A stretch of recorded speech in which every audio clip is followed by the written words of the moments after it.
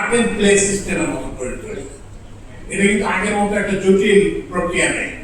এখন আপনার একটা বাসাতে এয়ার কন্ডিশন লাগাতে কদিন লাগে, একটা ফ্রিজ লাগাতে কদিন লাগে।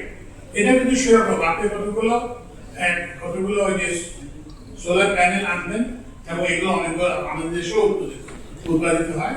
এটা একটা মাটির উপরে বসাবেন আর কিছু কানেকশন, এবং এইটা পৃথিবীর কোনো দেশে এটা এরকম সময় লাগে 15 দিনের মধ্যে লাগাচ্ছে। আজকাল তো বাসা বাড়িতে লাগাচ্ছে। আপনাদের যাদের আত্মীয় স্বজন বিদেশে আছে তারা দেখবেন যে এখন বিদ্যুতের যে কনসেপ্ট সেটা বদলে গেছে। আগে বলতো যে কনজিউমার, পাওয়ারের কনজিউমার, এখন শব্দটা হচ্ছে প্রজিউমার। প্রজিউমার মানে আপনি উৎপাদনও করবেন আবার আপনি কনজিউমও করবেন।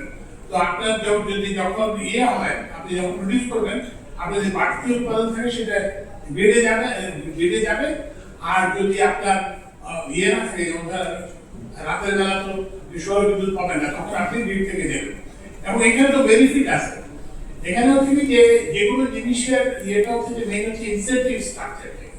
প্রথম কথা হচ্ছে যে আপনাদের যে প্রতিষ্ঠানগুলো আপনারা কেন করবেন, কারণ আপনাদের বিদ্যুৎ খরচ কমবে, তারপরে আপনাদের বিদ্যুতের নিশ্চয়তা বাড়বে। কারণ আপনি জানেন যে এখন আপনার বিদ্যুৎটা আপনার নিয়ন্ত্রণের মধ্যে নেই, এবং আপনি জানেন যে কে কাকে ডাকতে হবে, কে এটা বসে, কে এসে এটা ঠিক করবে।